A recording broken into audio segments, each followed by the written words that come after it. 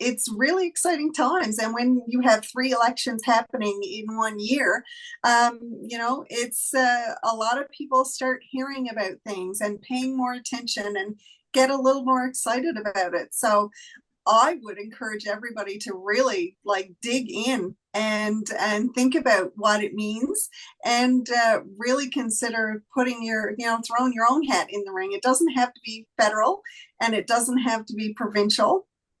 And municipal politics, I feel, is extremely rewarding.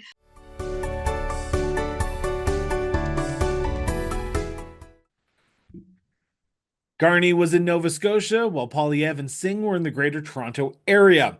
But today is the third full day of the 45th general election scheduled for April 28th, 2025. From coast to coast to coast, we'll be diving into the key issues during this campaign that matter most to the local level of government. This is Municipal Affairs Canada Votes 2025. We're here to find out what municipalities want from party leaders, local candidates, and from their next federal government. From housing to infrastructure, from bail reform to resource development, and agriculture to social services, municipalities across Canada are tackling a wide range of challenges. But they can't do it alone. They need a strong and reliable partner at the federal level to help build stronger, more resilient communities. And today, we're heading to the East Coast, Newfoundland and Labrador, where at the time of dissolution, 6 seats in the province were held by the Liberal Party of Canada, while only 1 was held by the Conservative Party of Canada. Now, over the last 3 elections, the Liberals have dominated the province, winning 6 of the 7 seats in 2021 and 2019, and winning all 7 seats in 2015. You actually have to go back to the 1984 federal election when Brian Mulroney won a majority government, when he won a majority of the seats in Newfoundland and Labrador. Since then, the Liberals have won a majority of seats in the province. To form the next government, the Conservatives will need to smash the red wall that has been standing for some time, though. Today, we're looking at the wants and needs of Newfoundland and Labrador municipalities. What do they want to hear from party leaders and local candidates?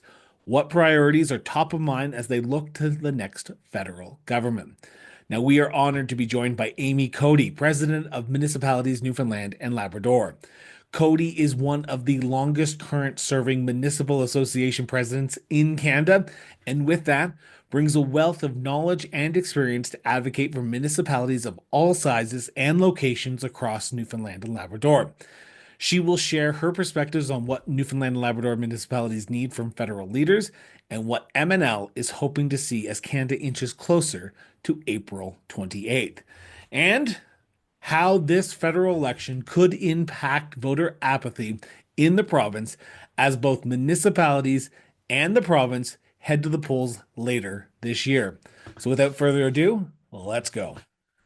President Coady, thank you so much for sitting down with me and talking about the recent federal election call, which is scheduled for April 28th, 2025. It seems like February was just yesterday, but no, we are in March and we're heading to April. What are municipalities in Newfoundland and Labrador looking for the party leaders and local candidates to address this election campaign? Well, I think the most important thing for municipalities is that we feel that the leaders are listening to us, they're hearing our concerns, and that they are looking at solutions through a municipal lens as well, not just a federal lens. It's very important that they see municipalities and municipal councils as very important levels of government. We're not provincial, we're not federal, but we are boots on the ground. We are the closest to the people, and we are the municipalities and communities who are really responding to the needs of our residents and providing the services that they are accustomed to. The funding comes from elsewhere, obviously, a lot of it, which is why it's so important that these federal leaders understand the importance of municipalities, but the level of respect that's required, that we're asking for, and maintaining a good working relationship with the federal leaders is instrumental to us being able to work together successfully. Now, in the province of Newfoundland and Labrador, at the time of dissolution of this last parliament, six of the seats were held by the governing Liberals. One seat was held by the Conservative Party of Canada.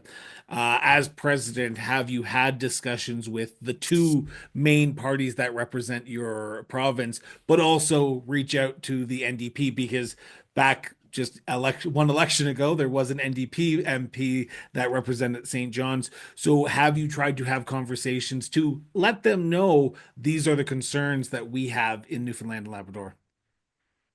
Yeah, we have good working relationships with all of our partners in the provincial government and in the federal government.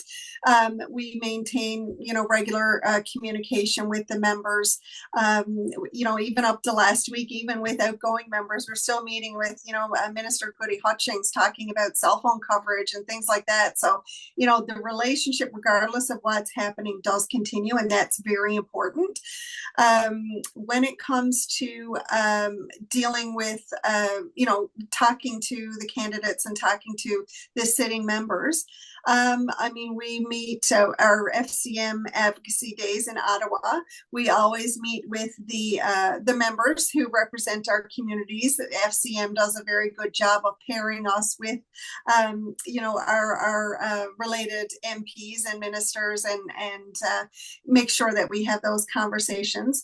And of course, we're always, when it comes to resolutions, through our conference, we're reaching out to the members of government at that point as well. So that relationship is continual, and it's very important that relationship be maintained throughout. Whether you're in election time or whether you're in, acting government times, that relationship has to continue because they need to be aware of what issues municipalities are facing.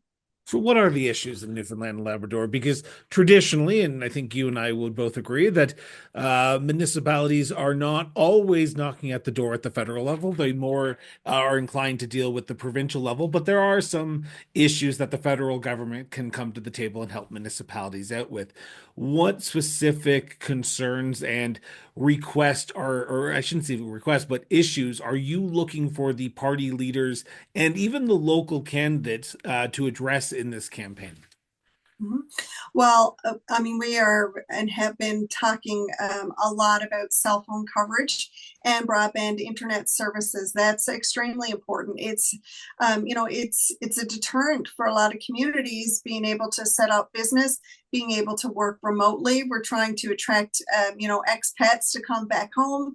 The ability to work from home now with technology. A lot of people are interested in doing that, but if they're moving back into rural communities and even some of the larger communities, there are issues with cell phone and internet. That's a major concern in municipalities in Newfoundland and Labrador. We need to continue to talk about that. We need to know that there is a commitment from the local leaders who are running, local candidates, and from the federal government, whoever that is who forms government, that there is a commitment to improve, that service.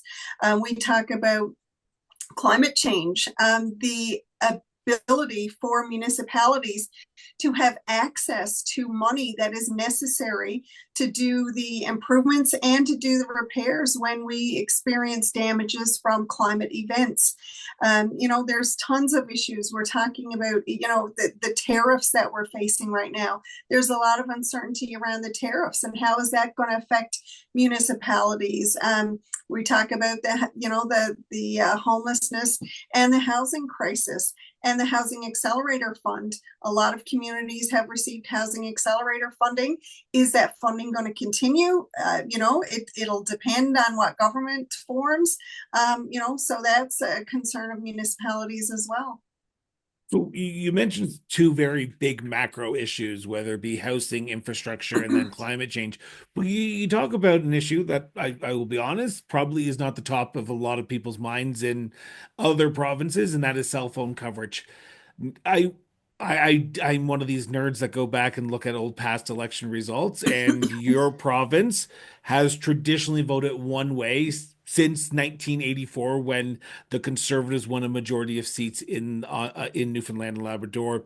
Are you concerned that these local micro issues, and I say micro as in not a broad Canadian issue, but a more Newfoundland and Labrador issue, may not be addressed because they're not going to be issues that might be someone might be caring about in Quebec or out in Ontario? Or do you think these micro issues do actually matter at the end of the day when we talk about these big Canadian challenges that we face? Yeah, and they do absolutely matter. And I think that's the important, the important thing that we need to get out there is regardless of what province you're in, what community you're in, the size of your community, these are all areas that affect everybody. So cell phone coverage, believe it or not, at our FCM board meetings just this past week, cell phone coverage across Canada is an issue. You might not, it might not seem like it's an issue in the larger provinces and larger cities, but it is actually an issue. And it's an issue that we're talking to the federal government about, and making those corrections and changes. They're increasing service and they're changing to 5G. And, we're hearing all that and we're seeing those changes, but it doesn't seem to be having the positive effect that it should be having. We're still experiencing drop calls. We're still having dead zones. Internet reliability is not, great. So yeah, that's, it's an important issue. And again, regardless of what community you're from, what province you're from, your local representatives are there to support you. They're working within the House and they're working within government and they're, their counterparts. But at the end of the day, they represent you and they represent the province that they're from. So we need them to be fighting for their individual provinces and communities, but also for the country as a whole. Now, you and I have not chatted in a few months, and there has been one big thing that has been on the top of almost every municipal organization's lips as I talk to them, and that is the tariffs. The tariffs that are coming from the South, but not just the South, but also from China as well. Mm-hmm. The tariffs for on seafood has already been put in place, and that may let's put it not as nicely as I could, but decimate the Atlantic Canada fishing Mm-hmm. industry. From a municipal standpoint, what are you specifically looking for from the party leaders to address these tariffs? Because I can imagine you're hearing from it loud and clear right now that these tariffs, whether they be from the States or China, are going to hurt local municipalities, local businesses, local economies. Yeah, and it's very scary. As municipalities, we get our revenue from property tax and business tax, and when people in your community are hurting, then our municipalities hurt as well. We can't, you can't increase revenue when people in your communities are suffering or are without jobs or their businesses are suffering. So it's a huge concern for us. We're participating. Municipalities, Newfoundland and Labrador has been participating in Premier Fury's roundtables on the tariffs and trade with all the industries represented in our province of Newfoundland and Labrador, and hearing from all those industries, that their concerns and worries. And our municipalities, while we may not be affected directly by the tariffs, it still does have a huge impact on our people. And it also has an impact on the supplies that we need to do the work that we need to do. So whether it's for infrastructure projects, the cost of those materials are going to increase. Chemicals for our water treatment facilities, we will be affected by the cost of those chemicals, as a lot of those chemicals come from the United States. There's a whole bunch of things that we can talk about, but at the municipal level right now, it's the awareness. We need to be aware of what effects it can have. We might not think we're going to be affected, but when you really start thinking about it and looking at what impacts it could have, then it starts to become very real. Now, I wasn't going to play in the sandbox, but you opened up it, so I need to just ask one question before we go back to the federal election. Premier Fury did announce earlier this year that he is going to be stepping down. What was your working relationship like with the premier, as from an MNL perspective? Was it close? Did you get along with him? Yeah, we had a great relationship and continue to have a great relationship with Premier Fury. Has been very receptive to municipalities, Newfoundland and Labrador. His cabinet ministers and members were always available to us anytime we, had a question or wanted to have a conversation or just wanted to run some ideas by them. They've been supportive of various projects that MNL has been doing in helping and supporting our members with regards to the, getting their financials and bookkeeping in order to receive their municipal operating grants, which come from the provincial government. Excuse me. Um, sponsoring our various events like our symposium and our annual conference, working with them, just on various projects, having a seat at the table. We are always invited, when they're talking about anything that is going to have implications on municipalities. We've always been invited to sit at that table and provide input and feedback. So it's been a great working relationship. And we have that relationship with the other parties as well, with the NDP and the Conservative Party as well. So, we've got great working relationship with all our members of government, which is how it should be, regardless of province or party color. I agree wholeheartedly. I want to turn back to the federal election, and this federal election couldn't have come at a weirder time for the voters of Newfoundland and Labrador, because not just you're heading to a federal election this year, you're heading to a provincial election, you're heading to a municipal election as well. Is there concern at MNL that this abundance of elections could cause some voter apathy, and on the flip side, could cause some challenges of addressing the issues that are municipal in jurisdiction, provincial in jurisdiction, federal in Mm-hmm. jurisdiction?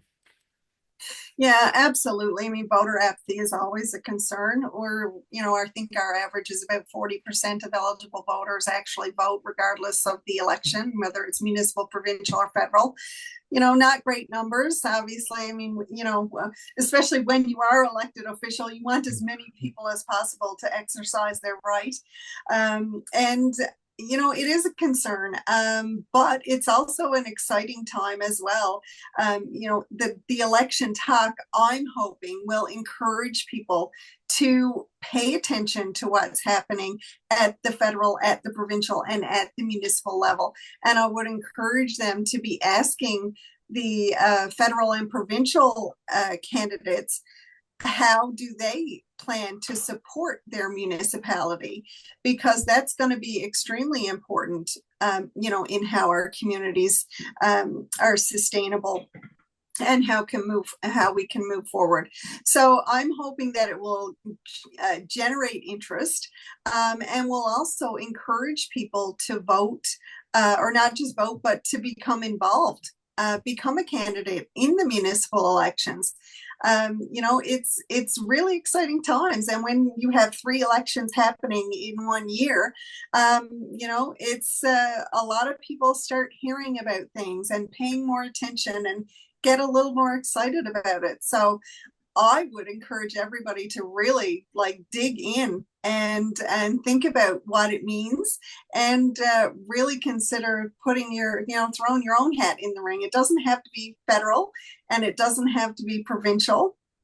And municipal politics, I feel, is extremely rewarding, probably the most rewarding. I say that with extreme bias, but it also is less restrictive. Anybody can run for municipal politics, and we want everyone in our communities to have an interest and to consider stepping up and serving your community. So again, I just hope that it's an encouraging moment, and that it helps people realize how they can serve their community and be involved. I just want to jump to April 29th now for 1 second for my last question before I let you go, President Coady. April 29th, a new government will be declared, hopefully, depending on how long it takes to count votes. But let's say that we're a little bit quicker than the United States on vote counting votes. What's your hope for the next federal government when it comes to working with municipalities across the province of Newfoundland and Labrador? Again, in the same way that I kind of started off the interview, that they understand, and not just understand, but support municipalities and respect the work that municipal councils do, how they support their communities, the level of work, the level of knowledge, the level of commitment that is involved. When you're working for your municipality, we're not getting the big salaries that the provincial members and the federal members are getting. But I can guarantee you we're doing the same amount of work and probably more. And I don't say that tongue in cheek. I mean, I respect the amount of work and the level of effort and time and travel away from families and things like that that goes into being a provincial and a federal member. But the time commitment, the sacrifices, and the effort that goes into municipal politics is no less than at any other level of government. So I would encourage whoever forms government to remember that and work with us and listen to us. We are the boots on the ground. We are the ones who know the issues. We know our communities. We know our needs. We know our finances. We know, what our infrastructure needs are. We're your go-to. And we can help support you too to do your job to the best of your abilities. So just, show us the level of respect that we deserve, and we can be really good friends. President Coady, thank you so much for sitting down with me. It's always a pleasure to get to know you again. Thank you so much. Oh, I appreciate it. Thank you, Chris. Thank you so much for tuning in for another episode of Municipal Affairs Canada Votes 2025. We hope you've enjoyed today's conversation and gained some valuable insights into the wants and needs from municipalities in Newfoundland and Labrador.